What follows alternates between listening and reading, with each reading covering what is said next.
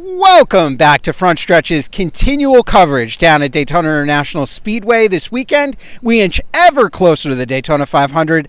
On my right, Dalton Hopkins. On my left, Jared Haas. We just went through some sort of truck series race. At some point it got called. Nagging mist that just wouldn't go away for several hours. We started, we stopped. We started, we stopped again. At the end of the day, race ended 21 laps early, and Zane Smith was declared the winner, wins the Truck Series race for the second year in a row. Dalton, I'm going to start with you. Christian Eckes was interviewed during the rain delay and said, if Zane Smith wins this Mickey Mouse race, I'm going to be so mad. You know, the two ended up taking a picture on Twitter afterwards. We talked to Zane after the race.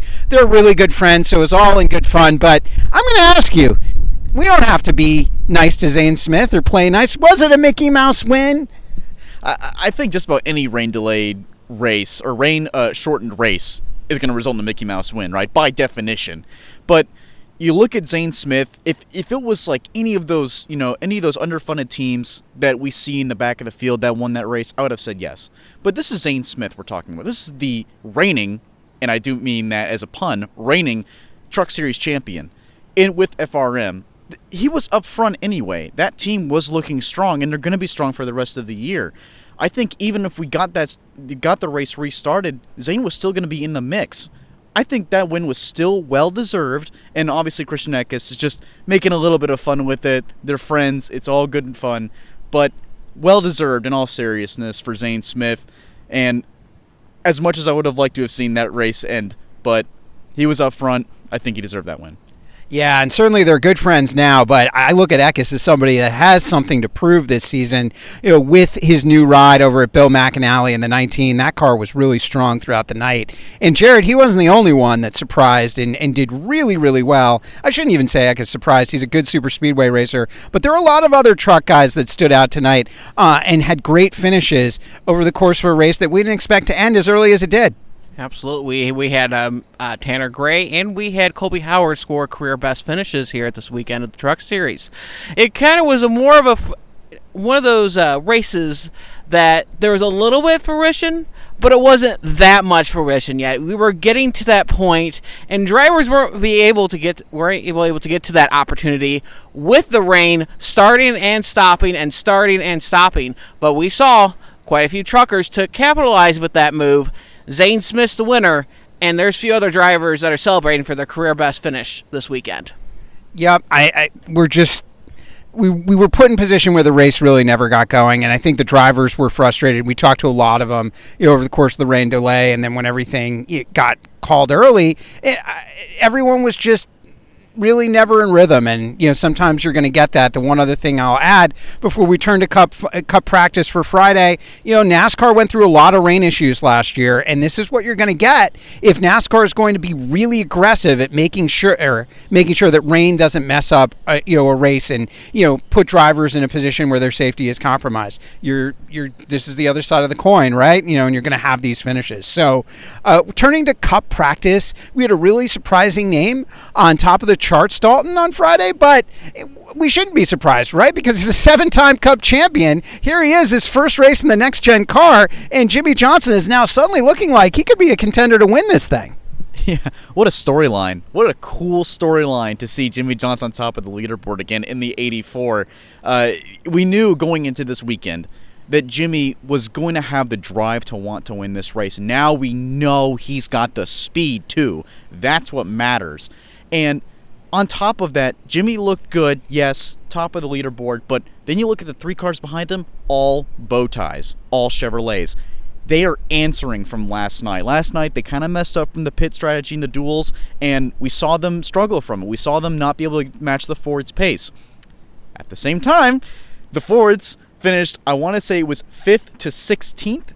I got the results right here. I'm sorry, it was 5th to 12th, but the Fords swept, including tonight's winner, Zane Smith, finishing 10th in final practice, in first Cup practice. So we can see these manufacturers already working together. The Chevrolets look good now. Jimmy Johnson looks great, which is a great storyline. The Fords look good too. The Toyotas are a little bit what I'm worried about right now. Martin Truex Jr. was the fastest Toyota in practice, 17th. Not look good.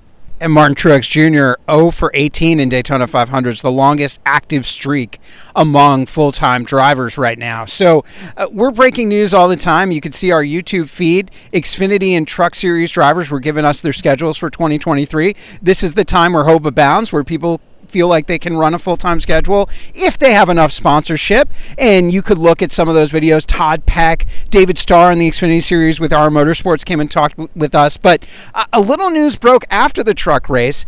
Jared Haas spoke to Josh Room and the 22 team, and there was a reason why Josh was in the truck class tonight for AM Racing.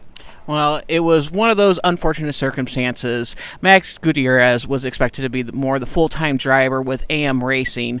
Obviously, in late January, Max Gutierrez got injured in a car crash that killed his brother. So, as Josh kind of said, as the stars have aligned, but it wasn't really how he would describe it. But it just happened that opportunity for Josh to field that 22 car, so they have owner points, so Max can get better and then, be able to get in the truck series. So Josh is filling in for Big Holes. He was around the trucks to make sure that all three of his trucks were in there. He's a team player and was making sure that AM Racing was still being competitive while Max is still healing from his injury. Jared, do they have any timeline as to when Max will be behind the wheel of the AM Racing truck once again? No timeline on that. I think it's more about a week-by-week basis with Josh filling in for the 22 truck. But we'll wait and see when the truck series rolls off at Las Vegas. Well, Myatt Snyder over on the Xfinity side led NXS practice, but when we're talking about recoveries, Dalton had a chance to talk to somebody else that's going through a little bit of recovery after a scary incident at Talladega last year. Dalton, why don't you talk a little bit about the video that you had with Jordan Anderson today? Yeah, so great to catch up with him again. So great to see him at the racetrack, and he looks fantastic. He really does. And he, not to mention that smile on his face. He's happy to be here, and we're all happy to see him here after what we saw at Talladega.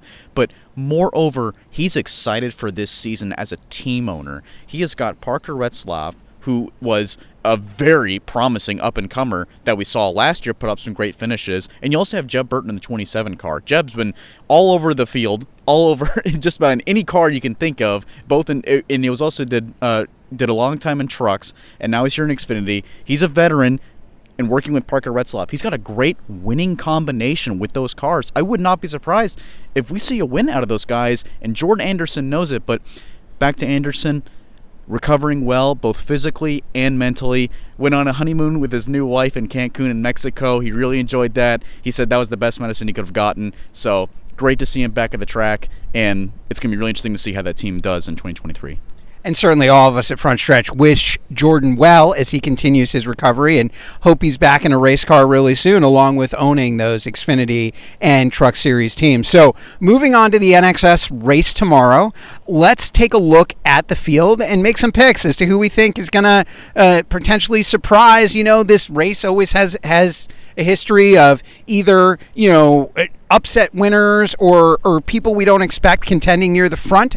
Jared, who is a guy that you're watching tomorrow in the NXS race, and who do you think is going to win? Well, I'm going to pick more of a team. I'm going to go Colleague Racing. They seem to have super speedway racing settled if they keep all their cars in track. And like I said, they have Chandler Smith in there. They have 11 with Daniel Hemrick. So they're going to be a consistent force if they keep together. But there's one driver I want to watch that isn't a new ride for 2023, and that's Brandon Jones. He seemed to be checked out of Joe Gibbs Racing by the end of the 2022 season. I'm interested to see how Brandon Jones is going to work well with his teammates in the draft. This is a first great test for the Jones. Dalton, who are you looking at? So, Jared just took both of my picks. But you know what? Upon further inspection and looking at the leaderboard, you just mentioned Myatt Snyder, right? Let's not forget. Let's rewind the clock 1 year ago. What happened to Myatt Snyder on the backstretch, the last lap of this race in February? He's back. That's right. He's back, and he just got top of the scoreboard on the leaderboard in that number 19 car. He looks good. He's happy, and he's with a fast team. I'm not saying Jordan Anderson isn't a fast team, but he's with Joe Gibbs Racing. That is a AAA winning team, and he's excited to be there, and I think he's just showing it. All three of those cars were fast. I believe all of them were in the top 10. And practice today, Joe Gibbs Racing looks strong in practice. I'm going with Myatt Snyder. He looks great. Well, JGR as a whole, I expect to be strong tomorrow, and I'm going to go with another set of three initials. JHN, John Hunter Nemechek, moving into the Xfinity Series this year, certainly feels like he has something to prove after a little bit of an off year last year compared to his first year in the Truck Series driving for Kyle Busch Motorsports. I think JHN is well positioned to start off the season with a win at Daytona tomorrow, but keep an eye on the underdogs because we always see them able to move up through the pack, and I'm taking a look at Timmy Hill. We broke some news about MBM Motorsports and their one full-time team over the course of the year. It looks like Timmy Hill is going to try and run full-time Xfinity. If that's the case, there's no better place to start off with a surprise top 5 finish, and MBM has a history of being able to kind of get up there in these races and survive until the end when they capitalize on the best finish they can. So with that, they say it's supposed to be warm in Florida, but I am freezing. So it's time for us to get out of here.